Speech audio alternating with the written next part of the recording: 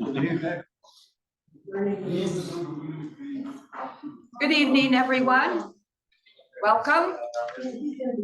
I am calling this regular council meeting Monday, September 9th, 2024 to order and to acknowledge that we gather here on the unceded traditional territory of Stahelis. Next order of business, please. The next order of business is introduction of late items. Are there any late items? Hearing none. Next order of business, please. The next order of business is approval of the agenda. So move, Mayor Vidal. Moved by Councillor Fazio, seconded by Councillor Jackson. All in favor?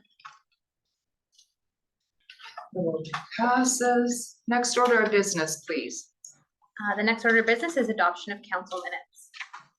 Okay, would you like to? Sure. So the first item is that the special pre-closed council meeting minutes of August 9, 2024 be adopted. We have a move by Councillor Jackson, seconded by Councillor Fazio. Call the question, all in favor? Passes. Next, please. The next is that the regular council meeting minutes dated August 12, 2024 be adopted. So move, Mayor Vidal. Councillor Fazio, seconded by Councillor Jackson. Call the question, all in favor? Motion passes. The next item is that the record of public hearing dated August 13, 2024 be received. Moved by Councillor Jackson, seconded by Councillor Fazio. Call the question, all in favor? Motion passes. And the last item is that the special pre-closed council meeting minutes of August 22, 2024 be adopted. Move, Mayor Vidal. Moved by Councillor Fazio, seconded by Councillor Jackson. Call the question, all in favor? Motion passes. Next order of business, please. The next order of business is business arising from the minutes. Yes, I have some business arising. If we could go to page 11, please. Agenda back. Yes. And I make note of items L and items M. Staff has asked that we clarify a little bit these motions. So with having said that, I am going to state a motion that staff be directed to not proceed further with either the rezoning application or the public notification meeting regarding 435 and 442, 446 Pine Avenue, as the density is too high for this area within the village. Do I have a seconder? Seconder by Councillor Fazio. Any discussion on that? Oh. Then I'll call the question. All in favor of the motion? None opposed? It passes. Thank you. Next order of business. The next order of business is the consent agenda.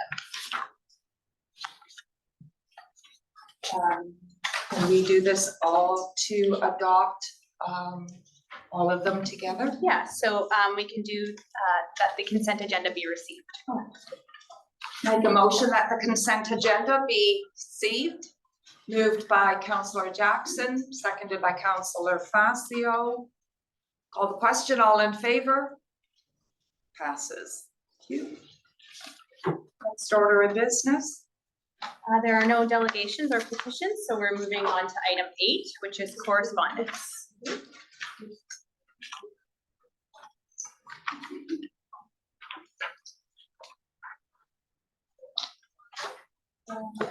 We have an email dated July 28th from a Laura Donovan regarding suicide prevention for Indigenous children. We also have a letter dated August 21st, 2024 from the city of Duncan requesting support for UBCM resolution for failure to appear charges. We also have a letter dated August 22nd from the city of Pitt Meadows requesting support for UBCM resolution reform farm property tax system.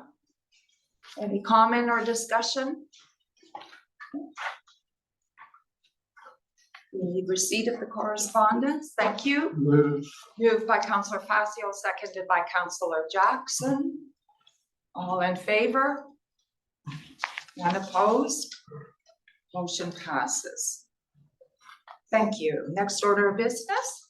Next order of business is business arising from correspondence.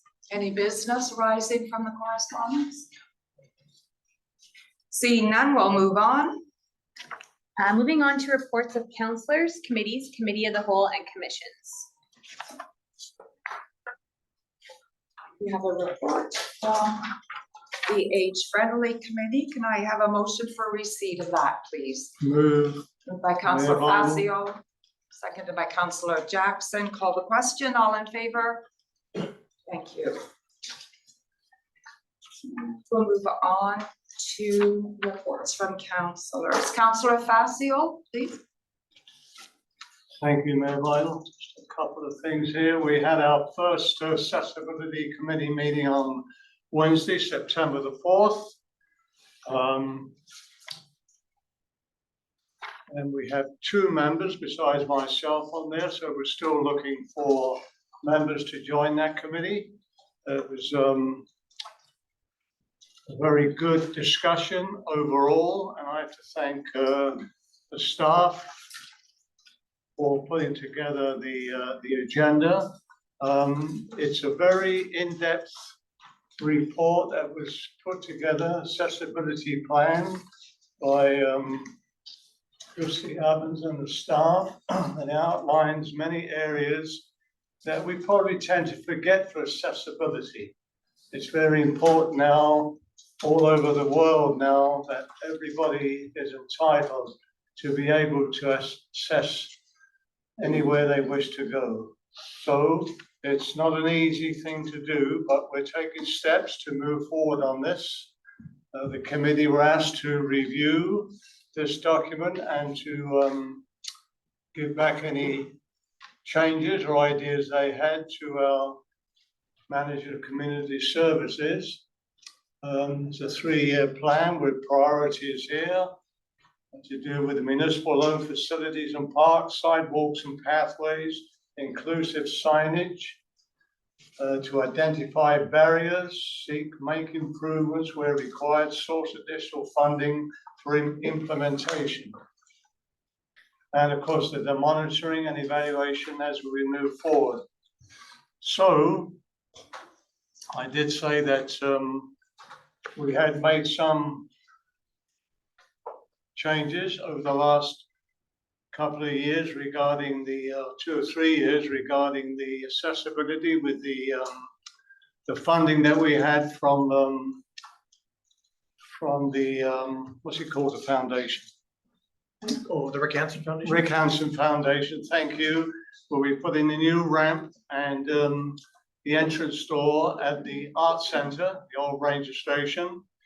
And also our previous financial officer got a grant through the Municipal Insurance Association to put in the ramp that was put in by the village office here, and the lights. So we're moving forward. Our next meeting is going to be not till October to get some ideas moving. But again, I want to thank the staff for, it's been a while getting this committee going. Unfortunately, we have a lot of people in the community who wish to give up their time to volunteer. Please step forward and contact Christy Evans, Manager of Community Services, and let's keep moving. On August the 28th, I had the pleasure of welcoming the Three Flags Motorcycle Rally to the Harrison Resort. These were folks, 275 riders from across Western Canada, USA, and Mexico. And they all came to Harrison, and from Harrison, their next stop was going to be Mexico. So they were here for a couple of days, and they were very impressed with the village and the surroundings and their accommodations. Some had been here before. Many had never been to Harrison before, but were just in awe of the beautiful scenery and the village that we have here. And that was gratifying for me to hear that, as we've all worked very hard over the years to improve our community. So they left a couple of days later, started at 3 in the morning in groups, take off to Mexico. Ole! Other than that, I think that's all for now. Thank you. Thank you, Councillor Facio. Councillor Jackson? Thank you, Madam Mayor. I attended a public hearing on August the 13th. Two in-camera meetings, one August 22nd, one September the 4th. Of course, the all candidates meeting on September the 5th, which I found very enlightening. And hopefully through Christie in October, we can see if we can get a Communities in Bloom meeting together, if we get enough interest so we can have this committee going next year. Thank you. I realize that you have a lot to do, so let's see if we can squeeze it in. Is our community services manager going to put out another Yes, request to see? Good. Okay, thank you. thank you. Thank you, Councillor Jackson. Next order of business. If I could. Yes, please. Just before we move on, Madam Mayor, do you mind if I move the lectern so we can see you better? There's nobody here. Yeah. Thanks. just before we move on to reports from the mayor, I was hoping we could go back to the age-friendly committee report, just because there are some recommendations in there from the committee that they were hoping to get direction from council. If you would like me to read it, I can. Okay. The committee has been discussing the lack of a permanent transit route to the Agassiz Community Recreation and Cultural Center as a barrier to access to services and programs. Currently, if someone wants to be dropped off there, they need to call ahead or tell the driver once they're on the bus. On Thursday, August 15th, 2024, the Age-Friendly Committee met and unanimously passed the following resolution regarding recommended council action. That council consider sending a letter to the Fraser Valley Regional District requesting that BC Transit Service add a permanent route to the Agassiz Community Recreation and Cultural Center, and that council consider requesting a letter of support from the District of Kent. Great, thank you. Can I have a motion to that? Motion, Mayor Wyman, to move this forward. Thank you. And discussion, please. Councillor Jackson? No, I think it's a great idea, actually. I think it's very good, yes. Councillor Facio?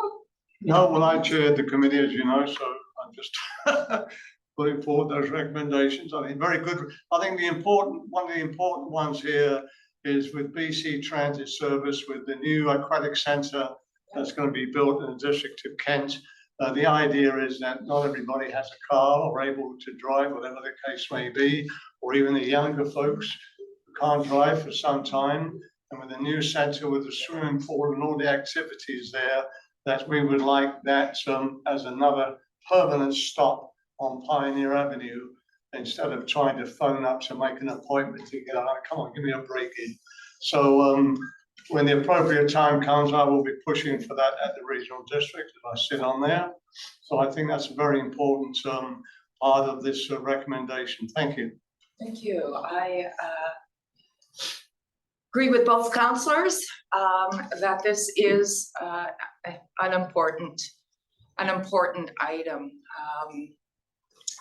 I cannot see why the regional district would not be in support of it, as you said, Councillor Facio, with the new Lettsmont Recreation Center. So do you need anything further before we call the question? Thank you. I just, for the minutes, I have moved by Councillor Facio, but I don't think we called a seconder. I think Councillor Jackson. Yeah. Okay. Yeah. All right, I'll call the question then on the motion. All in favor? Thank you. Motion passes. Thank you, Corporate Officer. All right, next order of business. Moving on to reports from mayor. Thank you. On August 13th, I also attended the scheduled public hearing. And on September 4th, I attended the Citizens Advisory Committee meeting at Mountain Institution.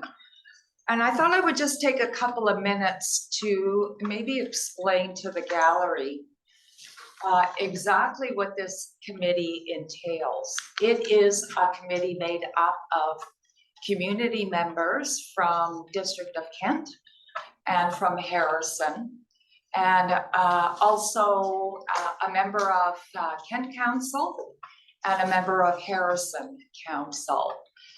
And our role is to act like a liaison between the community, the inmates, and the department heads and warden of the institution.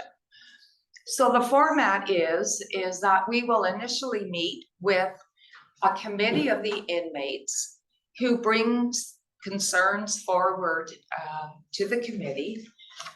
And then after that, we will meet with the department heads and the warden at the institute and bring forward the concerns from the inmate committee. And what we have been working on over this last probably 2 years is there's a great need for some maintenance work at the Agassiz Cemetery. So therefore, we have been working with having the institution vet and certify some of the inmates to actually be supervised and go out and do some of that maintenance work. So the institution has agreed to that, and hopefully soon there will be a work group of the inmates who will be supervised that will get started on that maintenance. On a final note, I certainly want to take the opportunity one last time to let everyone know the Terry Fox Run and Walk is this Sunday, September 15th, in the village, starting at the plaza. Registration starts at 9 a.m. and the run commences at 10. You can register that day at the plaza at the registration table and make your donation there. Or I encourage you to visit the website, terryfoxfoundation.org, where you can register for the run using a simple search of Harrison Agassiz Run. And that's my report. Thank you. Next order of business. The next order of business is reports from staff. And item A is report of corporate officer regarding emergency bylaws.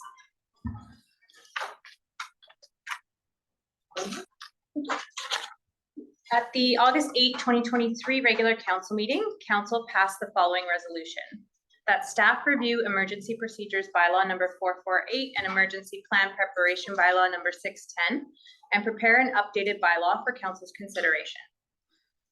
On November 8, 2023, the new Emergency and Disaster Management Act, EDMA, came into effect, replacing the previous Emergency Program Act.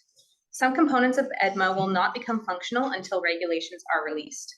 Changes associated to this new legislation include updated and expanded definition of emergency and increased length of states of local emergency, alignment with the UN Sendai framework for disaster risk reduction as adopted by the province in 2018, recognition of all 4 phases of emergency management, consultation and cooperation requirements with neighboring Indigenous governing bodies in alignment with DRIPA, co-management between the provincial government, Indigenous governing bodies, and local authorities through multi-jurisdictional emergency management organizations, and expanded risk assessment, planning, and reporting requirements.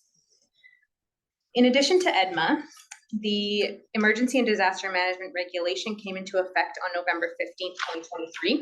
This regulation expands on certain definitions contained in the Act and sets out requirements for risk assessments by specific ministers responsible for the administration of EDMA and other associated acts.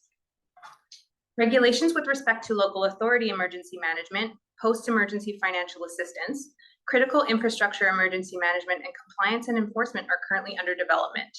The anticipated release timeline for these regulations is 2025-2026. As there are still pending regulations to come from the province, staff are recommending that the village postpone the development of new emergency bylaws to replace emergency procedures bylaw number 448 and emergency plan preparation bylaw number 610. The bylaws are dated and in need of updating. However, given the current unknowns with respect to the regulation requirements, it's not advisable to create bylaws that may not comply with future regulations. EDMA supersedes the village's bylaws in any disaster event, and any emergency actions the village might take would have to be in alignment with the legislative requirements set out in EDMA. The recommendation is that council request that the Kent Harrison Joint Emergency Planning Committee create an emergency bylaw update subcommittee with District of Kent staff to prepare draft updates to the villages and the District of Kent's emergency bylaws once the new Emergency and Disaster Management Act regulations are released by the province. Thank you. Could I have Moved, Mayor Lyle. moved by Councillor Facio, seconded by Councillor Jackson. Discussion? What? Councillor Facio, any No discussion? discussion. Okay. Something that needs to be done, but let's wait Yeah, and get all it- the right place, get all the right pieces in the puzzle together. To our corporate, to a corporate office. Do you think it would be too soon to request that perhaps this be put on the agenda for the next joint emergency planning committee? Or are you recommending we wait until the regulations are out? Thank you. I think you could do either way. They're not going to be, the regulations won't be out for quite some time, so it's likely that this will sit. But if we get the motions now, then once those regulations are ready, we can start to move forward immediately. Perfect, okay. As I sit on the emergency planning committee, then next meeting, I will request it be put on the agenda then for discussion. So no further discussion, I'll call the question. All in favor? No one opposed, the motion passes. Next order of business, please. The next order of business is report of Community Services Manager regarding the Fire Smart program. Community Services Manager, go ahead. Thank you. This report is to provide the council with an update on Fire Smart programming in the village and seek a resolution to apply for additional funding. So in the fall of 2023, council supported an application to UBCM's Community Resiliency Investment Fire Smart Community Funding and Supports Program. Staff received notification that their Fire Smart grant request was approved for funding in February of 2024. The Fire Smart Community Funding and Supports Program provides funding to local governments and First Nations in BC to increase community resiliency by undertaking community-based Fire Smart planning and activities that reduce the community's risk from wildfire. After receiving the Fire Smart grant in early 2024, the village hired a local Fire Smart representative in a contract role who has been completing home ignition zone assessments, critical infrastructure assessments, and representing the village's Fire Smart program at community events. At the time of writing this report, 33 home assessments have been completed and 3 resident rebates have been claimed. A key component of the approved application was the shift from a community wildfire protection plan to the new format of a community wildfire resiliency plan. The village's CWRP is in draft form and is expected to be finalized in the next month. The current grant funds have also supported training for our fire department and $45,000 in structure protection unit equipment, including the purchase of a trailer to house the specialized equipment. UBCM has made a few changes to the funding program since the last application was submitted. It's now going to fall over a 2-year cycle, allowing more opportunity for advanced planning. Having a current CWRP, participating in a regional committee, and having a Fire Smart position are requirements to qualify for additional funding. The upcoming application will focus on continuing to support the fire department's training and structure protection equipment purchases, the continuation of a LFR, local Fire Smart representative position, Fire Smart supports for residents, as well as supporting actions to Fire Smart village-owned properties, parks, and forested areas. The Fire Smart expenditures for 2024 were all included in the annual financial plan and are targeted to be completed within the budget. The recommendation is that staff be authorized to apply for 2 years of funding through the UBCM Community Resiliency Investment Program, Fire Smart Community Funding and Supports Program, up to a maximum of $200,000 per year. So moved, Moved by Mayor Councillor Weigel. Facio, seconded by Councillor Jackson. Any discussion? Councillor If Facio. I may ask, Mayor Weigel, does this 200,000 to choose, that stem from our meeting and lobbying with the minister last year at UBCM? Yes, absolutely. He was, and actually he was very open when we sat down and discussed, and he encouraged us very much to apply for it. So it just goes to show you, Councillor Facio, the work that we do at UBCM. So thanks for bringing that up. Yes, thank you. Anything further? I just wanted to make a comment to our community services manager that thank you for your expertise in finding and researching grant opportunities for us here. You just, I think you just do an outstanding job. Yeah. So thank you. Very good. All right, I'm gonna call the question on the recommendation then. All in favor? No opposition? The recommendation passes. Thank you. Next order of business? Next order of business is item C, report of community services manager regarding the community notice board update. Christie, you're up again. Thank you. At the regular council meeting on June 3rd, 2024, council adopted the following motion, which was recommended by the age-friendly committee. And that was that council direct staff to incorporate a triple-sided community notice board into the boat launch edition project. Some further history on this, the age-friendly committee expressed a need for a community notice board where residents and visitors could seek out information regarding programs, events, and services in the community. This notice board would not be for official village business. However, the village could post information on programs and special events. It was suggested that the notice board be installed in conjunction with the Boat Launch Edition project. However, it was to be funded through a grant received for the village's 2023 age-friendly grant project. Staff had presented the committee with a potential triple-sided community notice board. However, it was later determined that the shipping fees were substantial and would put the project over budget. Staff conducted a site visit to the boat launch and spent time along the beachfront discussing potential opportunities and locations. Based on these visits and the information on shipping costs, staff developed an idea to utilize the back of an existing covered wayfinding sign to house a community notice board. A quote has been received to install a custom community notice board on the back of the existing wayfinding sign closest to the beach plaza that fits within the grant budget. This option seems ideal as it is already covered in a central location and cost effective. There's a photo on page 58 of the agenda package, which shows the back of the existing wayfinding sign that staff are recommending be replaced with a notice board. And below that is an example of a notice that would be posted on the board. This community notice board would not be locked, it would be unlocked so that it would be easier to post community events, information, if lost pet notices, anything like that. There's a bit of a barrier in timing and accessibility sometimes when they have to be delivered to the office, while also putting a bit of a disclaimer on there that inappropriate materials would be removed. For financial considerations, there are no financial considerations associated as the proposed notice board costs are within the grant budget. And the recommendation is that staff be authorized to proceed with the purchase and installation of a custom community notice board to be located near the beach plaza. Could I have a mover and seconder for the recommendation, please? Moved by Councillor Jackson, seconded by Councillor Facio.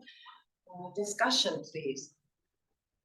Councillor Facio. Yes, Mayor Weigel, again, this was another recommendation idea that came out of the age-friendly committee. in regards to having an extra bulletin board for those who wish to put up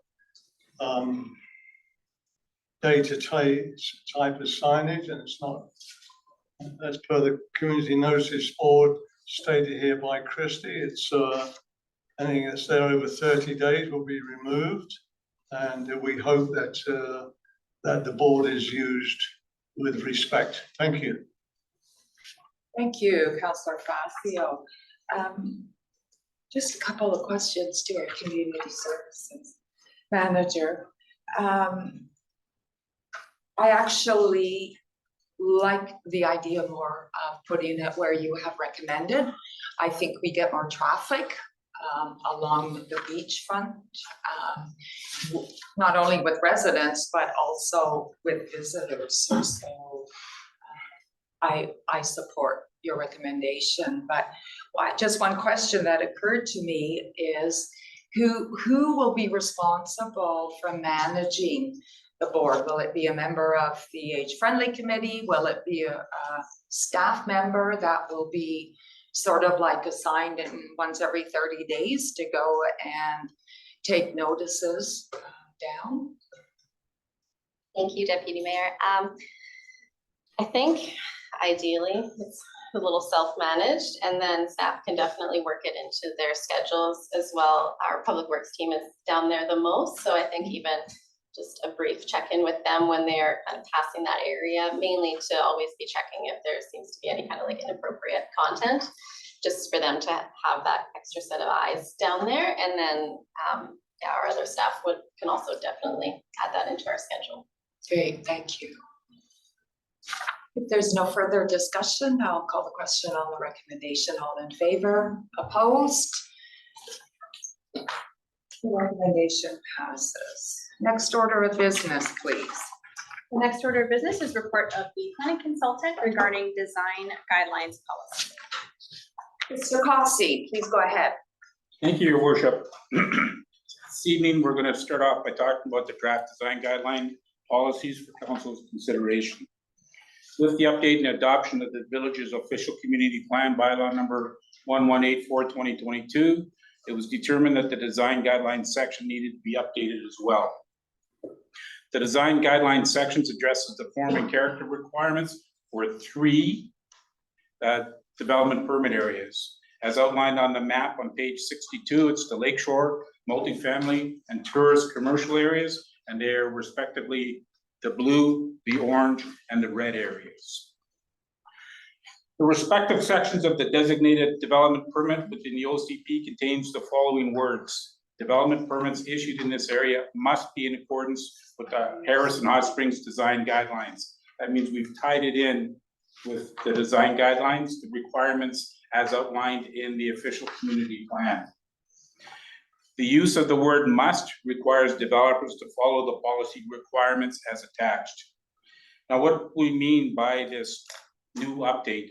Well, the design guidelines provide detailed design direction in the following categories. The architecture of the site, or the architecture of the building or the structure, the site planning issues, and the signage. And the overall purpose of the guidelines, as identified on pages 62 and 63, are the 6 that were currently in the current design guidelines and have been brought forward and updated from the older guidelines. Basically, it's to protect and enhance, to define the development requirements within the concept of a physical form, to describe meaning of establishing and improving the relationship between the building and structures and the streetscape, which is very, very important, and to enrich the pedestrian realm through supportive buildings or structures, their edges, furnishings, as well as landscaping and streetscape details. So what has really changed? The new design guidelines have been updated by deleting repetitive requirements, conflicting requirements, and issues that are not applicable for design guidelines. In the current design guidelines, for example, there's some requirements in there that should technically be in the zoning bylaw. And they are now, but not in the design guidelines anymore. In addition to this, we also put new pictures and diagrams have been added to illustrate the requirement further or to provide clarification on a certain requirement. Each section starts with the outline of the design principles. Then that, by the each section, that means each of those 3 sections that we were talking about earlier, and that in turn leads into the desired guidelines for each of those areas. I'd like to draw your attention to page 65 of your agenda package. You'll see there that is the format. Section 1.0 is the introduction. Section 2 is the vision and objectives of the guideline. Section 3 is the design guidelines themselves. And as we mentioned earlier, we got the 3. So we have the Lakeshore Development Permit Area. And it starts off with the design principles. What are we trying to achieve? And then it leads into the design guidelines. So it's all related. And that's the same with the multifamily residential development permit area and the tourist commercial development permit area. In addition, in section 4, we've added general landscaping and signage requirements. We have tied in the applicable bylaws. For example, on section 4.1, the landscaping, we've tied that in on page, you can see that on page 93 of your agenda package. Existing trees are to be preserved wherever possible as per the tree management and preservation bylaw number 1015/2012. So again, you can see that we've tied it in with some existing bylaw. And it's also the same on 4.2, the signage. If you go to page 95, the top of the page there, it says the signage design must reflect the Village of Harrison Hot Springs sign bylaw number 1126/2018, as amended from time to time for aspects not covered by these guidelines. So we've tied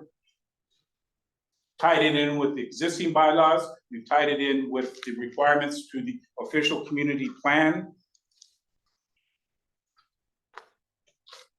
So with that, Your Worship, we're recommending that council adopt the attached Village of Harrison Hot Springs Design Guideline Policy 1.39. So moved, Mayor Vinyl.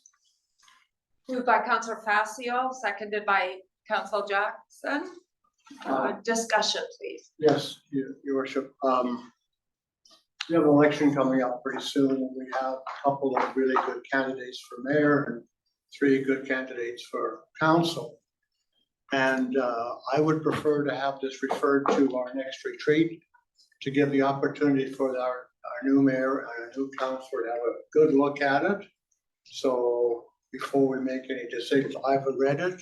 I think it's really good, but I think they should have the opportunity before we go any further on it. Councillor Facio. I agree with councillor. I mean, we can adopt this and still have it at the retreat for the new members as well. Yeah. The problem is, Whatever works. I mean, if we adopt it, it makes it difficult to amend. More difficult. Mr. Cossey. Your Worship, because it's a policy document, it's not a bylaw, you can adopt it at a meeting. If there's anything, that was the whole purpose of having it set up as a policy, so that it can be adopted really quick, a lot quicker than a bylaw. Does that satisfy? Yes. All right, would you like to make an amendment then to the recommendation? Yes. If it's needed, that we do adopt it, but that it be open for discussion at a fall retreat after Yes. the by-election? Will that work, corporate officer? Yeah, I'm sorry, thank you. I think, so the main motion is that council adopt the attached Village of Harrison Hot Springs Design Guidelines Policy number 1.39. do that first. And then, yeah, we could do that, or we could also amend it by adding that the policy be referred to a retreat after the by-election. Okay, so so the amendment was moved by Councillor Jackson, so we need a seconder on the amendment, Second. Facio, second. and then a vote on the amendment, please. Okay, I'll call the question then. All in favor? Opposed? That passes with the amendment. Thank you.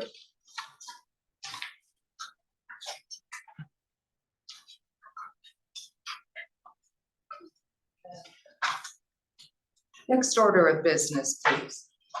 The next order of business is report of planning consultant regarding development permit for 260-270 Esplanade Avenue. Mr. Halsey. Thank you, your worship.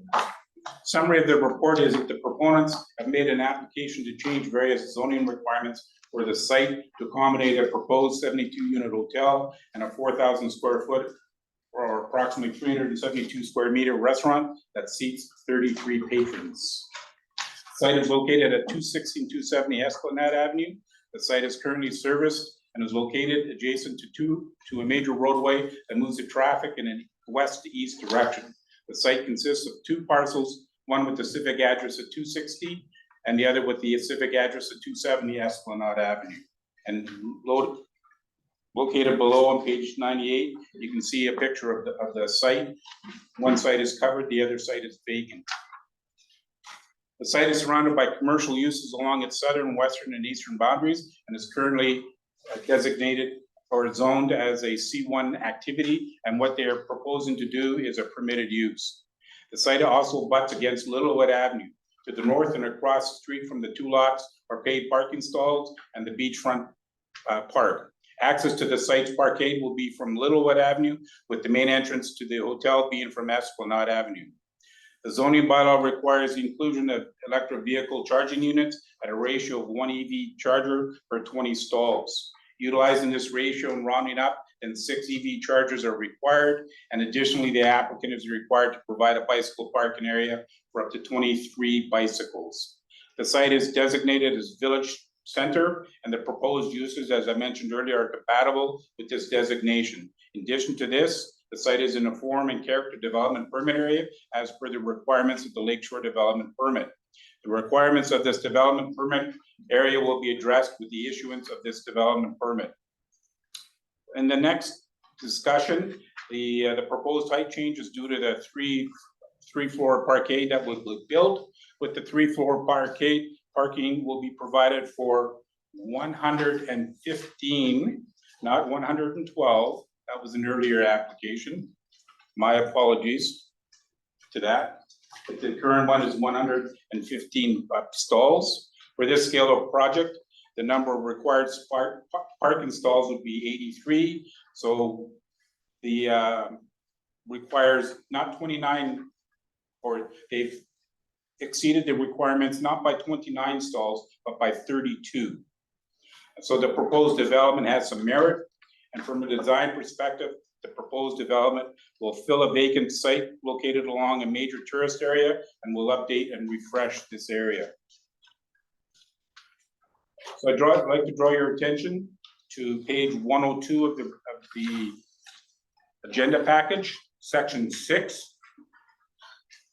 The following conditions apply to the development of the lands or apply to the use of the lands. The building materials must follow the exterior finishes legend as outlined on sheets A.301 to A.303 of Flat Architect drawings dated August 20th, 2024. The color of the materials must be in accordance with these sheets as well. And if there's any deviation from the materials or the colors, village's prior approval must be met. The site plan layout as identified on sheet A.303 of Flat Architect drawings must be followed. And if there's any deviation from this plan, the village's prior approval must be addressed as well.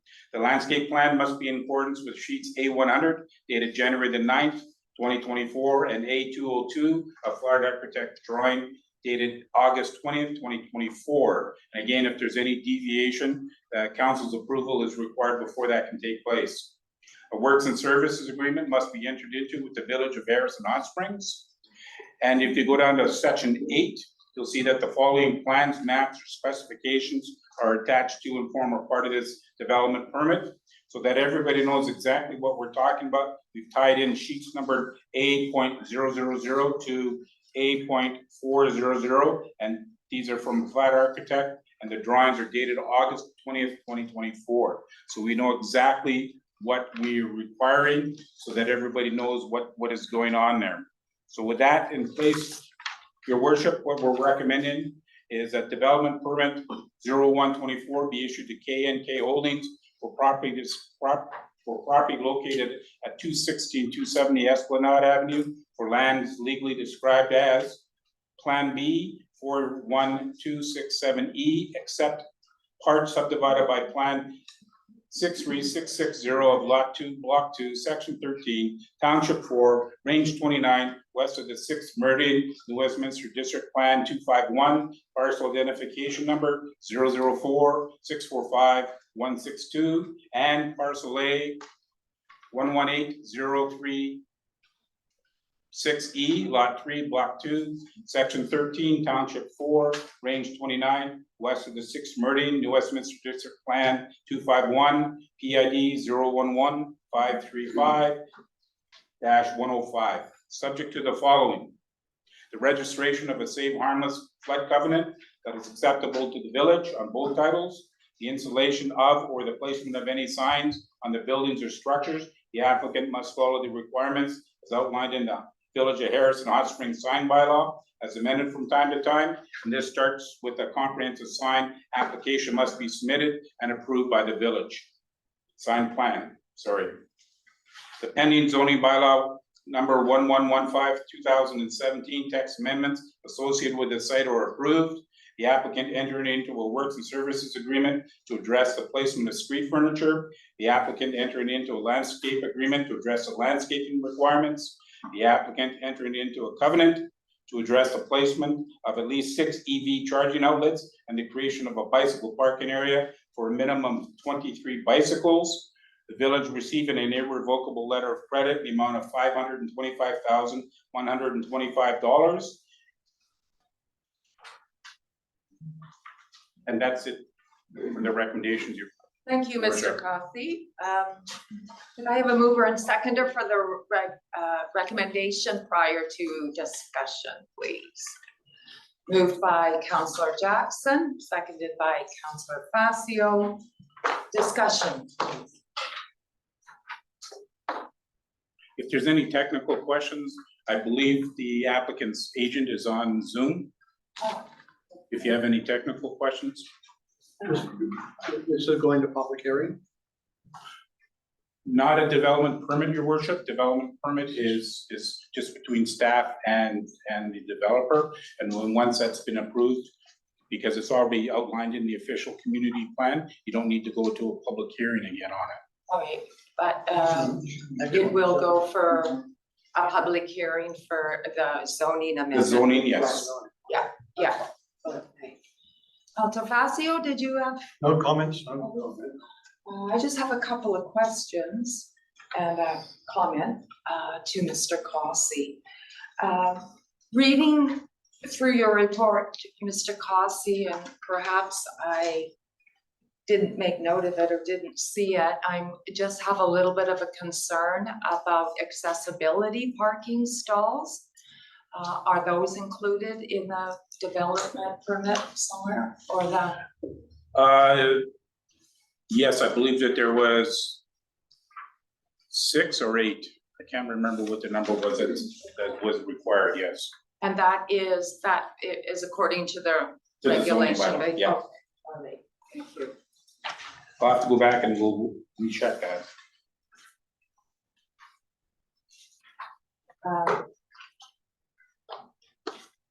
I actually do like the idea of replacing the existing hotel and that empty lot. I really believe that it will just enhance Esplanade. So I am in support of the recommendation. Was there any discussion on community amenity contributions? No, you don't normally do this at the At development this- permit. Yeah, You do that okay. at the next level. At the next level. rezoning. Thank you. All right. Councillor Facio. Just one comment, if I may, Mayor Vidal. I think having more beds, so to speak, in the community, of course, will increase our hotel tax, which would be very nice. But also, I think it will give the opportunity to maybe bring in larger groups. They can be spread out with we'll have 1, 2, 3, 4 hotels plus the motels where we could accommodate a reasonable size conference in the village. It's not as big, obviously, as Whistler, but at least increase to benefit both the businesses, which would be great. Thank you. And I also noticed that in the design said that there was at least one meeting room that would be included in the hotel, which again will allow, as Councillor Facio said, perhaps encouraging more conferences here in the village. So, wait, Councillor Jackson, did you have anything further? Okay, then if we're ready, I'll call the question on the recommendation. All in favor? Opposed? The recommendation passes. Thank you.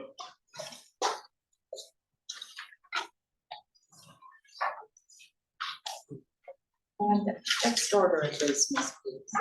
Now we're moving on to bylaws. And item A is report of planning consultant regarding 260, 270 Esplanade Avenue. Mr. Cossey. Thank you, your worship. This is to present zoning amendment bylaw number 1209, 2024 for council's consideration. The proponents have made an application to change various zoning requirements for the site in order to accommodate a 72-unit hotel and a 4,000 square foot or 372 meter, 33-seat restaurant. To do so, the floor area ratio needs to be changed from 1.5 to 1.62, the building height from 15 meters to 20 meters, and the lot coverage from 75% to 95%. As we mentioned earlier, it's located at 260, 270 Esplanade. And on the next page, 118, you can again see where the current hotel and the empty parking lot is. That's the location of it. And from a zoning perspective, it is in the C1 zone. The site is surrounded by commercial uses along its southern, western, and eastern boundaries. The southern portion of the site also butts against Littlewood Avenue. To the north and across the street from the two lots are paid parking stalls and the beachfront park. The site is currently designated as Village Center area, and if this application is to proceed, the site will not need an OCP redesignation as the proposed use is compatible with this designation. In addition to this, the site is in the form and character development permit as per the requirements of the Lakeshore Development Permit area requirements. The proposed height is due to the 3-floor parkade that will be built. The 3-floor parkade will provide parking for, again, my apologies, 115 stalls. For this scale of project, the number of required parking stalls would be 83. The first 3 floors of the hotel will consist of the parkade, with the hotel units being located on levels 4 to 6. The proposed restaurant would be located on the 2nd floor. Given that the proponents have increased the on-site parking requirement by 32 stalls, not 29, the suggested changes to the floor area ratio, the lot coverage, and the building height have some merit to the proposed development. Therefore, a public hearing should be set up so the public input can be collected prior to council making a final decision on this development application. At the time of this report coming through, the staff has some concerns with the application. And this will be the impacts to the village's sewer and water systems and the creation of any potential shade areas. However, council can request, as per the new development approval information bylaw number 1210/2024, if approved, additional information as required to help them with their final decision may be requested. From a referral agency perspective, I'd like to remind council that you can delete or add any agency to this referral list as you see fit. Staff recommends that this application and amendment bylaw be referred to the following: the Minister of Transportation and Infrastructure, the village's fire department, and the Advisory Planning Commission. With that, your worship, staff is recommending that zoning amendment bylaw number 1209/2024 be introduced and given first reading, and that zoning amendment bylaw number 1209/2024 be given second reading, and that council authorize staff to set up a public hearing, and that zoning amendment bylaw number 1209/2024 be referred to the Ministry of Transportation and Infrastructure, the Harrison Hot Springs Fire Department, and the Advisory Planning Commission. So move, Mayor Vidal. So, moved by Councillor Facio, seconded by Councillor Jackson. Discussion, please.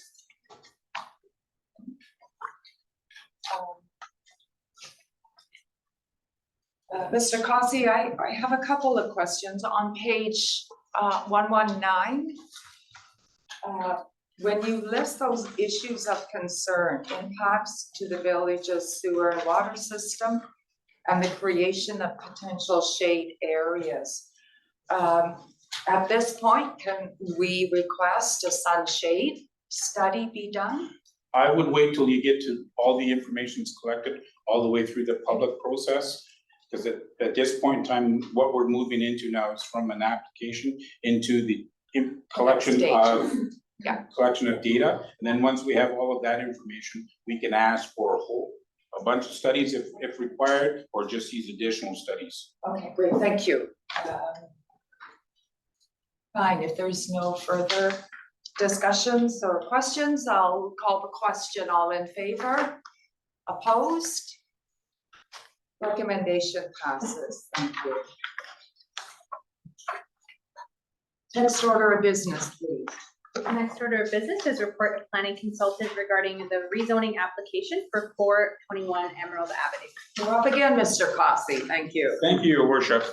The applicant's required to change the current land use zoning from R1 to R3 so that their subdivision application can move forward. It's for a 2-lot split. The development site consists of one property with the assigned civic address of 421 Emerald. The site has a modular single-family dwelling on it, and the site is approximately 0.0187 hectares in size, and it's fully serviced. Access to the site, even with the civic address of 421, is off a diamond, as there is where the public or the access gate is located. Based upon an earlier report, council authorized staff to set up a public hearing, and that public hearing was held on August 13, 2024. As I mentioned earlier, want to create 2 lots on this parcel of land. As such, a rezoning from R1 to R3 is required. The rezoning is required so that the proposed lots will meet the subdivision parcel size requirements for the R3 zone. The site is designated as low-density residential, and we do not need to do a redesignation to move forward with this application. The proposed use is for 2 single-family dwellings on the proposed lots, so no official community plan amendment is required. The impacts that we can see, as the current use is already residential, the only impact that may happen is the possible addition of 2 new vehicles, assuming that's the average number of cars per lot nowadays, into the existing street network system. The new lot will also be required to hook into the village's community sewer and water systems, and the addition of 1 new lot is not seen to be negatively impacting the current delivery system. We've compared the R1 zone requirements to the R3 zone requirements, as outlined on page 137. You'll notice the top right-hand corner in the R3 zone, duplex dwellings are not permitted, home occupations are not permitted, and accessory residential suites or coach house, but not both, are also not permitted. Why are we saying this? Because at the public hearing, we received no written submissions regarding this bylaw, but there was a person who spoke against the bylaw, stating that the duplexes and everything else that were going to go on there would happen if it was changed to an R3 zone. And you can see from the information above that that individual was not, did not consult the zoning bylaw for whatever reason, it's unknown, because there is no allowable duplex, there's no allowable home occupation, and there's no accessory residential suite or coach house allowed in the R3 zone. With that, your worship, we're recommending that zoning amendment bylaw number 1204, 2024 be given 3rd reading and adoption.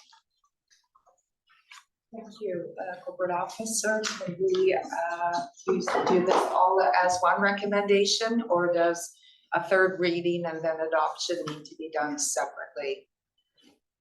Thank you. Because it's a zoning bylaw, you're permitted to do 3rd reading and adoption at the same time.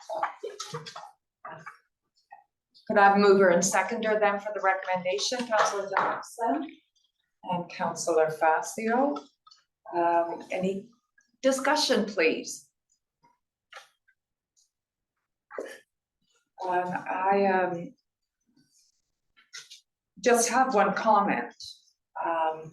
I think that this will be a big improvement to that area of the village, even though I'm not a big fan of what's called spot zoning. I think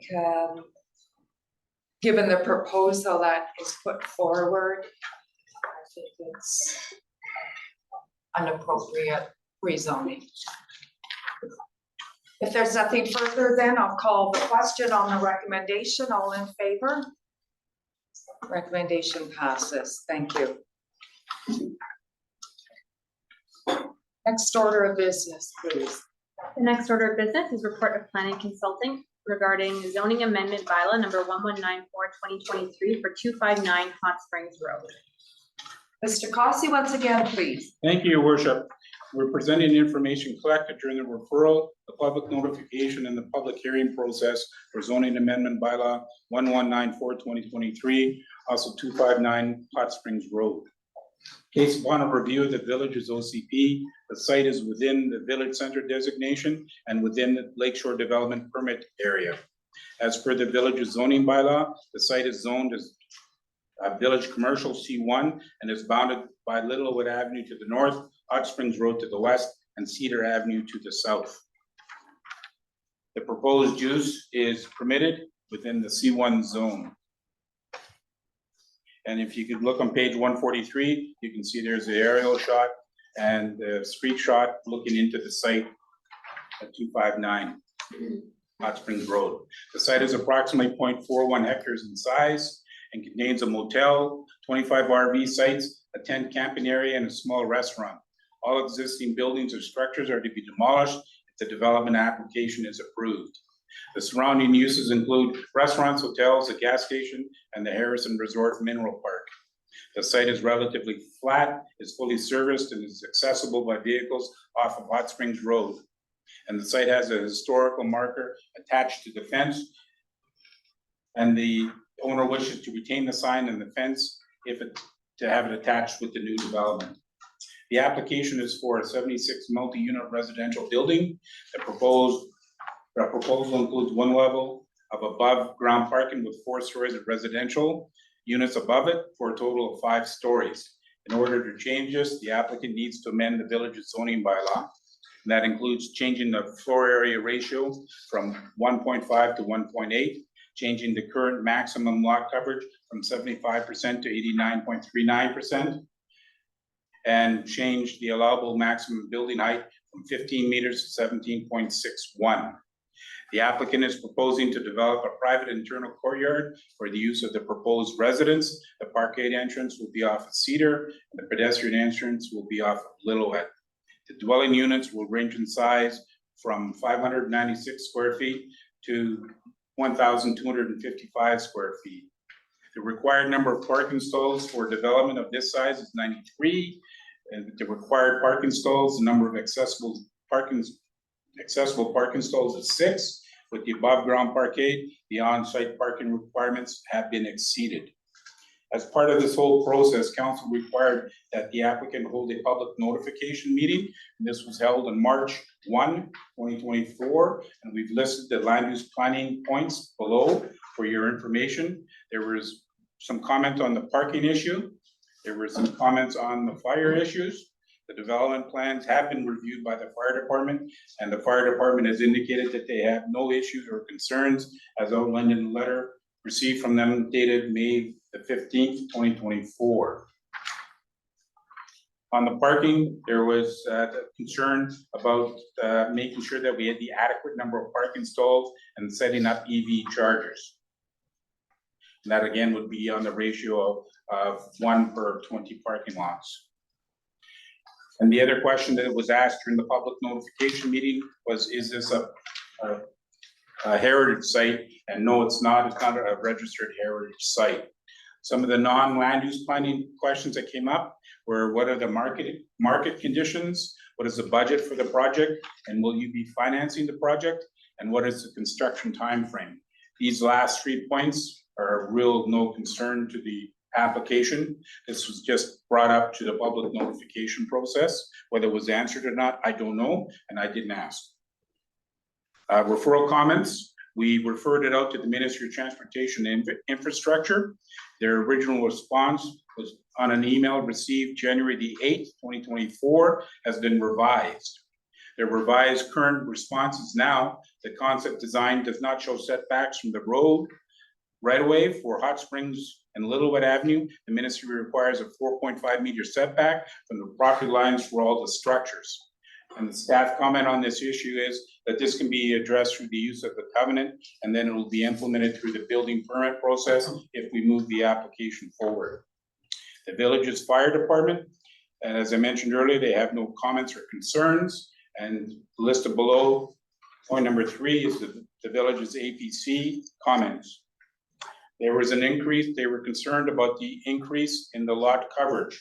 And I must apologize to the Advisory Planning Commission because I really don't know what that meant. And I should have worked further with the Advisory Planning Commission on that to figure out what they meant by that. So I apologize to all members of the APC for that, my lack of doing that properly. But with most lot coverage issues, the concern is generally with the surface water discharge that may result from this potential increase of lot surface. At this point, it's best to suggest that council can request a surface water discharge study. Traffic flows and volume along Cedar Avenue and Hot Springs Road. This can be addressed through council requesting a traffic reporter study. Safety concerns and the fact that the council has not yet received or reviewed the crime prevention through environmental design report. It has been received when the applicant submitted their application. And I'd just like to state that as the past practice of various land use reports, a summary of the report's contents has been provided in this report. We don't take all the information, in other words, and just give it to the council as a series of one-offs. We give it to them as a complete package so they know what the issues are. Rental housing and short-term rental provisions. There's a concern of the Advisory Planning Commission, but we cannot use tenure as a reason to reject an application as the proposed land use is a permitted use in a zone, whether it's rented or whether it's owned. It's insignificant, the tenure issue. Also note that short-term rentals are also permitted use in the C1 zone. Whether or not this type of project is the right building for the downtown village area. Currently, the village's OCP and supporting zoning bylaw indicates that this type of development is applicable. Lack of clarity of phasing of the proposed project, and this is not a land use planning issues. Lack of commercial space in the proposed project. This is for the market and the developer to determine, and it is not an issue that council has any authority over. Lack of public amenities, public realm improvements, and this is a concern. And at the public hearing comments, we had a series of 4 land use issues: no climate mitigation effects, impacts to the village's infrastructure, sunshade areas, and the public amenities has not been provided.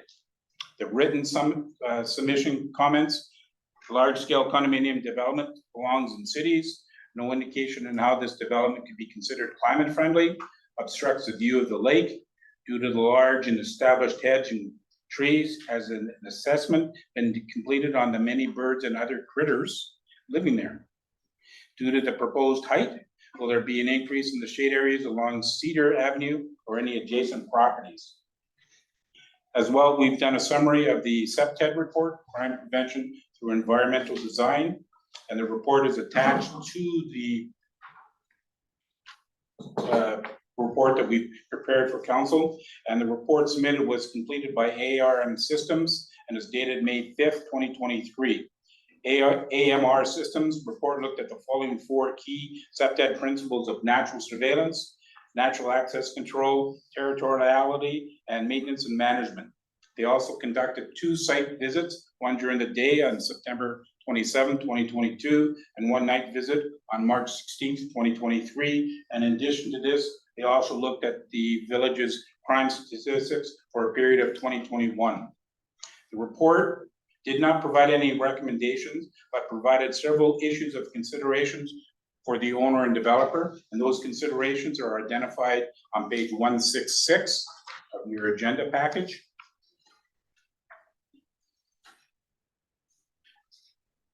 The interesting thing is that there's no recommendations that were provided, just considerations for the developer to consider internally, and little things like that. So with that, now that council has reviewed the comments and information back through the development review process, you've got all of the information collected through this process, and now you can decide as to how you want to proceed. And with that, your worship, our staff is recommending that zoning amendment bylaw number 1194/2023 be given third reading, and that zoning amendment bylaw number 1194/2023 not be adopted until the following reports and or information is provided to the satisfaction of council.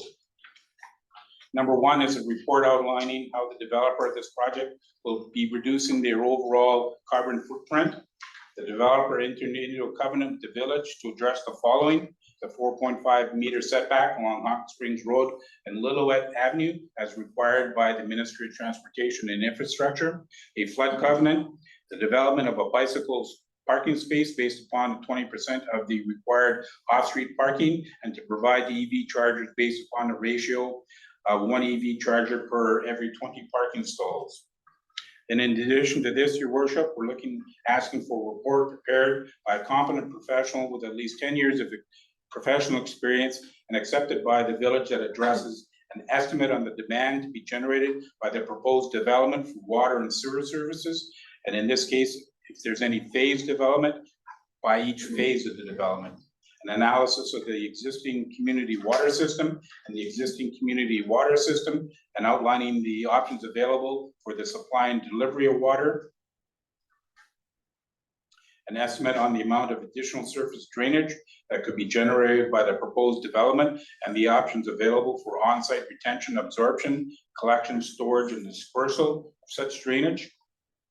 Identification of, if applicable, the new capital works required for the proposed development of the water, sewer, and drainage systems, their costs and potential funding sources for these expenditures, performing an environmental site assessment, a comprehensive sign permit being issued by the village, a view impact report that specifically looks at the view issues towards the lake and the mountains, development of a local traffic report that estimates the number of additional vehicle trips per day to be generated by the proposed development or each phase of the development, to provide an analysis of the impact of traffic on the proposed development on the adjacent uses of the land, provide an analysis of the impact of traffic to be generated by the proposed development on areas where there may be conflict with vehicles, including but not limited to paths, walking trails, and other intersection points. Identify any roadway upgrading, reconstruction, reconfiguration, or expansion to the roads that may be necessary in order to accommodate any additional vehicle trips per day that have been generated. This includes the construction of or alterations to intersections, turning lanes, merge lanes, traffic lights, and pullout areas, and a cost estimate to perform the required works and services, and the development of a sunshade report. Thank you, Mr. Cossey. Could I have a mover and seconder for the recommendation, please? Excuse me, Mayor Vidal, would this be for recommendation for 1 or 2? Because the zoning amendment by 1194 be given third reading, the zoning amendment by not be adopted. So are they separate or all together? Corporate office, sir, do we need to do them separately? They can be taken together or separately, if a member of council would like them to be voted on separately. I was just asking, that's why all together is fine. Sure, yeah, all together is fine, yeah. Could I have a mover and seconder then for the recommendation? Moved by Councillor Jackson, seconded by Councillor Facio. Discussion, please. Councillor Jackson. I don't mind the idea of the building, but I sometimes wonder if it's too dense, if just too much for that area. Also, if you look at Hot Springs Road, the new development's gone down there. They're nice little houses, but there's no landscape. When I look at it, I say, how did this happen? And this is right in a pivotal part of Harrison, right downtown. And excuse me, I'd like to see something in this that shows how it's gonna look externally, so when you walk by it, the building has got, landscaping around it, because I think this is very, very important. It does concern me that, do we have the ability to absorb this many units? Now, if this is gonna be phased over a couple of years, that's a different story. But right now, with the bond market the way it is, the way things are going, it could take a long time for this to get developed. So caution to me is really required. Mr. Cossey, did you have a comment? Yes, we have to remember, there's two applications that are required here. This is just the first one. The next one addresses all of those other things, the form and character, the landscaping side of things, is the development permit. That hasn't been, the information is there, but we were working on the zoning bylaw first. And then the landscaping issues, what the building will look like, the materials that it will use, and everything else will come through the development permit process. So this is only to adopt the zoning, rezoning application? Yes, Okay, thank you. there's still more to be done. Councillor Facio? Yeah, thank you, Mayor Vidal. I'm not against the building going on there. I do have to agree with my colleague that maybe the density is a bit much, but as far as the landscaping, I mean, if I just ask for an example, the landscaping at the far end of Esplanade, forget what the unit's called. Oasis. The Oasis, where it's got the landscaping on both streets. That maybe was something what Councillor Jackson's on, and that's what I would like to see, where the building isn't totally encompasses the whole of the lot, but the front, the sides would be Cedar, Lillooet, and Hot Springs Road would have a nice landscaped area, which obviously would reduce the size of the building. I mean, I do like the courtyard, excuse me, I do like the courtyard. I think that's a great addition, the courtyard in the middle of that building. But I think I have to agree with Councillor Jackson that I'm just using the Oasis as an example, and also the back of the 120 Esplanade on St. Alice on Lillooet there. That it makes a big difference when you have that landscaping breaking the unit up from the street. So that's where I'm coming from. I know there's more to this, and there's more to be looked at before any real decisions are made. But if the developer could keep that in, would take that as some advisement, I think that would probably help towards the reduction of the footprint, and also to landscape it more. As Councillor Jackson says, it is the start of although now I like to think that the start of the village is, besides Harrison Harry, is now where the new tourist centre is, and then we come across the bridge, and then we have a wonderful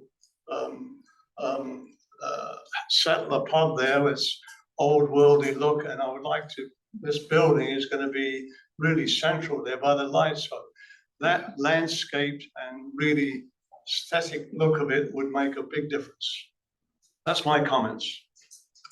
Mr. Cossey? Yes, Your Worship, if it's council's pleasure, you can table this application pending the development permit act to get a review, then they can look at them both at the same time. I would support that, to table it. Also give the opportunity to our new people on council to have a good look at it. I'll second that. I'll add my comments, is that I'm actually looking forward to having something developed at that corner.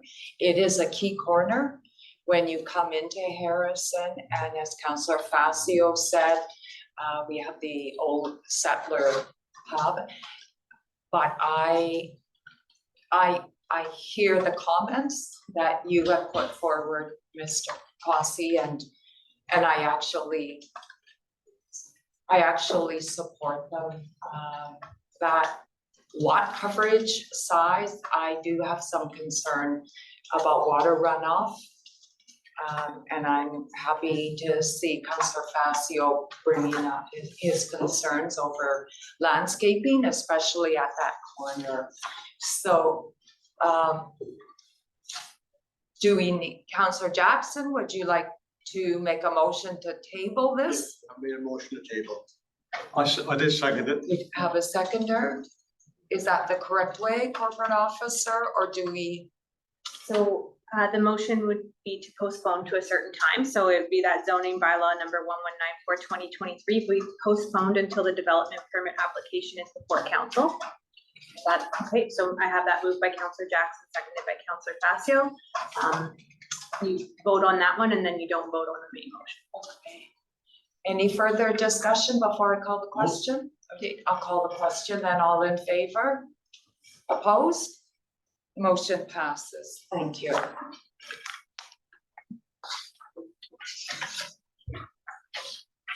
Next order of business, please. The next order of business is the report of planning consultant regarding development approval information bylaw number 1210/2024. Mr. Cossey, once again, please. Thank you, Your Worship. This is to present the development approval information bylaw for council's consideration. A development approval bylaw is a tool that can be used to help the community understand what, if any, impacts a development may or may not have. It's legislated through the Local Government Act, sections 484 to 487, and this has been around, this tool has been around since 1999. Although municipalities have been asking for it many times, they don't have the proper development approval process in place. They still get the required information that they need. But with the adoption of the village's official community plan, there was a discussion on the development of this bylaw as a part of the implementation requirements of the new OCP was to implement the development approval information requirements. And this is a two-step process. First, you have to designate inside of your official community plan where you want these development approval information to comply. You'll notice at the bottom of the report, it's outlined in section 3.5 of the official community plan. So we've designated the areas. So the second step now is, what do we mean by development approval?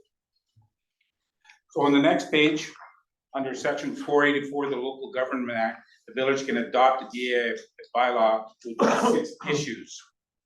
The 6 issues are the natural environment. How's it going to impact the natural environment? How's it going to impact the local interest traffic? What are the concerns? How's it going to impact the patterns of the traffic flows? How's it going to impact the local infrastructure? How's it going to impact public facilities, the schools, things like that? The fire hall. How's it going to impact community services? And now, because of the housing legislation, you can get into the tenant, you can be a landlord, and you can talk about how you're going to displace tenants due to the large redevelopment application. That's because of the housing legislation. So the required reports must be provided by the developer and accepted by the village. The format of the bylaw is outlined on page 172, where we looked at the administration of it, the various things that we require for a bylaw. And then we looked at the policies and procedures associated with what we need to do, how the planner can be appointed to say, we need to do X, Y, and Z, Mr. Developer, and terms of reference have to be created, and say, we need you to do this, this, this, and this. And that's the terms of reference under part 3, the report requirements. So we can't just have the developer come in and say, yeah, it looks good, or it doesn't look good. We need to see a report of some sort. So the report's got to address X, Y, and Z. And what do we mean by an appropriate professional? That any developer can say, well, I'm a professional, or I can bring in a professional for you, but that's not the way it works. So I draw your attention to page 180 of your agenda package. So what we've done is we've broken it off into those various categories. The natural environment, so we need a report that is signed by a registered professional biologist. Input may be provided by other professionals as noted, but they have to be a registered professional biologist to sign off on the report. Under the transportation, it's gotta be a traffic engineer. And they must have their PEng. Infrastructure, civil engineer, and they also must have their PEng. Public facilities and community services, again, they must be signed off by a professional engineer, but you can also use the Canadian Institute of Planners or an individual that's got an RPP. You can also look at using an architect and then, of course, a civil engineer. So what do we need? What do we mean by the types of reports that they're going to generate? Well, that, if I draw your attention to page 181, the top there, you'll see that it says natural environment. And if required, the report must, not shall, not may, it says must address each of these issues. And it's a checklist. Not every one of these issues applies to every development. It's a system of trying to create a checklist and going through it and seeing, well, in this case, item C is the only one, or C, G, and H are the only ones, not all of them. And this is what we mean by the terms of reference. The planner will go through it after he or she has noted their issues of concern and say, we need to have report X, Y, and Z done. And on the next page, 182, you can see the transportation issues and patterns. Again, it's the report, if required, the report must. It means that they have to do something. And the local infrastructure on page 183, and the public facilities and community services. So what this information is the developer has to go out and produce those reports on their own dime, and the council can say, yes, we accept it, or no, we don't. So if we find it's deficient, then information is required. And again, the developer has to go out and provide that information before we can move their report forward, or until they get all the information as required. So with that, your worship, what we're recommending is that council introduce and give first reading to Village of Harrison Hot Springs Development Approval Bylaw 1210, number 2024, and that council gives second and third reading to the Village of Harrison Hot Springs Development Approval Bylaw number 1210, 2024. Move, Mayor. Thank you. Code officer, can we do these together also, or do you want them separate? Because I understand that discussion cannot happen at first reading, correct? That's correct. Yeah, they can be taken separately. Okay, thank you. All right, moved by Councillor Facio. First reading. Seconded by Councillor Jackson for first, second, and third reading. Call the question, all in favor? Opposed? Recommendation passes. Discussion, please. Councillor I Facio. just want to thank Mr. Cossey for this report. It's very impressed with the report. It covers a whole wide spectrum for development in the community and for the developers to deal with before they can move forward with the whatever type of development they're looking to build in our community. Thank you very much, sir. Councillor Jackson, did you? Thank you, Worship. What I like about it is it's gonna make all of our council jobs a little bit easier. With this clarification, it's set down in such a way that it's gonna go in a way step by step. So anybody else coming in to be a new councillor or a new mayor can have much more opportunity to know what's required. So I tip my hat to Mr. Cossey for coming up with such and staff report. Thank you. Thank you. Mr. Cossey, just for clarification, not only for myself, but for the gallery. So can you explain what the procedure would be? So a developer would come to you and say, I want to put in horse and buggy carriage stable at Hot Springs Road. And you would say, all right, this is the requirements of this and this and these are the requirements of the village. And you would also go through with them this development approval information. And you would say to them, your development and where it's located, what the village is going to require this, but not this. Am I correct? That is correct, yes. We're, with the staff issues of concern as required by the development procedures bylaw, those issues can be addressed through this development approval information requirements. So basically what it is when there's, I always use the example, a battery acid plant coming in and going down there, how's that gonna impact the community? How's that gonna impact the environment? And that helps the community to understand, yeah, we want it or no, we don't want it.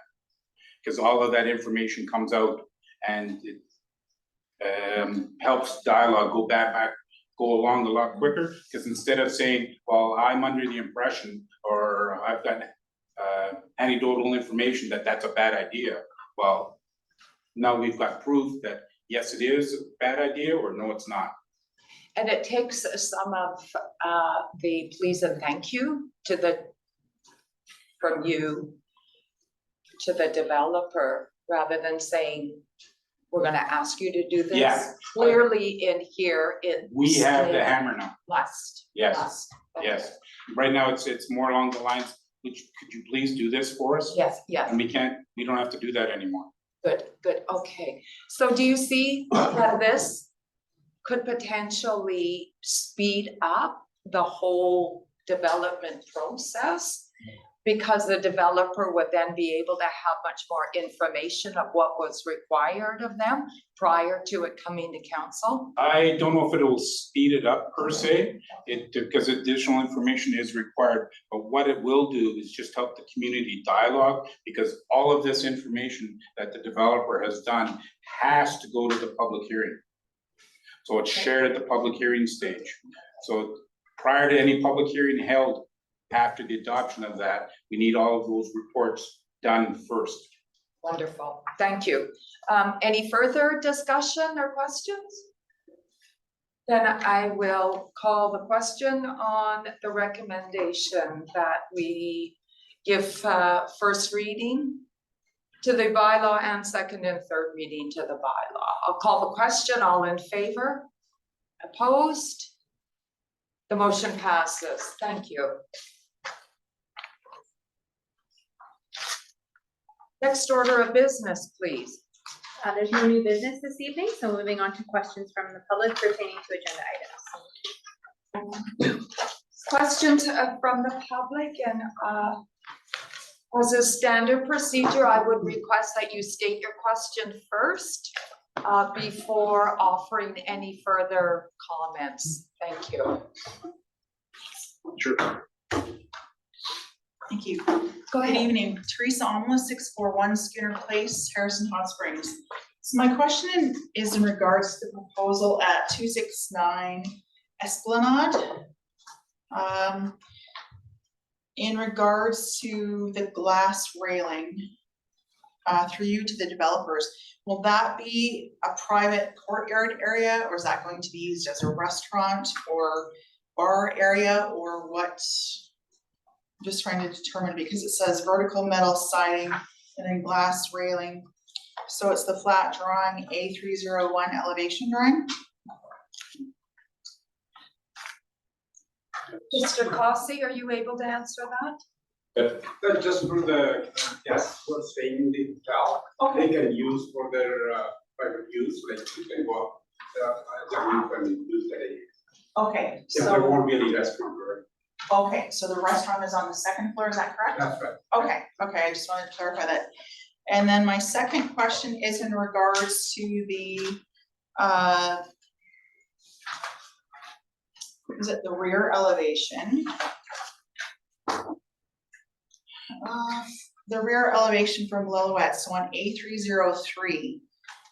So I'm understanding that the bottom 3 levels will be the parkade, is that correct? Through you, your worship, through the developer? Mr. Cossey or the proponent, either one of you able to answer that question? Yeah, from the rear, the tree, for the parking, yeah. Okay, and my 3rd question, will that be exposed parking then? Yes, it will be exposed Okay, from the back, yeah. okay. My last question, do you have any landscaping proposals at this time, tentative plans? Yes, we did submitted some of them, to the plan. Okay. I wasn't able to find the page. Do you have the reference for that, please? Possibly,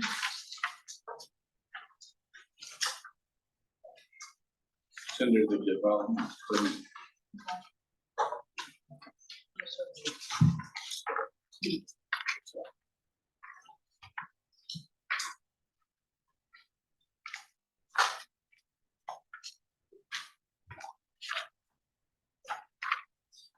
Okay, while you're looking for that, I have an additional question, please.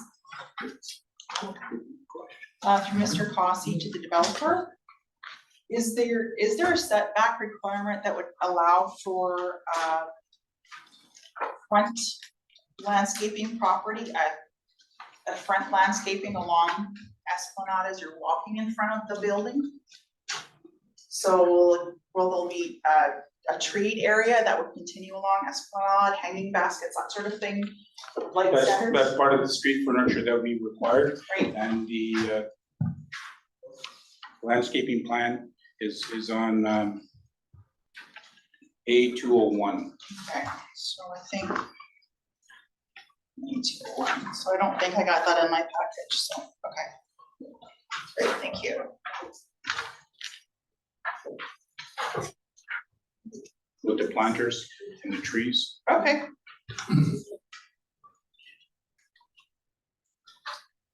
And utilities. And yeah, and there's also a irrevocable letter of credit. Part of that $525,000 includes the landscaping component of that package. Okay, thank you. Thank you. Thank you. Before we go further, is there anybody on Zoom wishing to ask a question?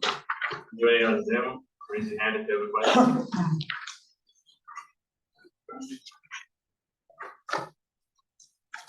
No questions, worship. Thank you. Mr. Allen, go ahead, please. Yes, John Allen, 398 Hot Springs Road.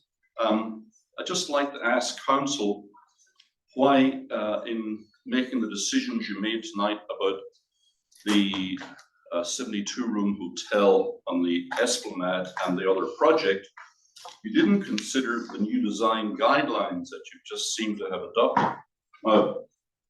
These are not new guidelines. These were in the old official community plan. When you adopted the new plan, you forgot to put them in. And now we're catching up and putting them in. And those design guidelines and other language in the OCP very clearly says that you should not have the back end of any buildings from the Esplanade look like the back end of buildings on Lillooet Avenue. And I recall when the big building was being approved down at St. Alice Street, Grant Sanborn, the designer, referred to Lillooet Avenue as the back alley. And he said, there'll just be a blank wall back there because that's just back alley. Our OCP says very clearly that we don't want to allow Lillooet Avenue to become a back alley. It should be a front street.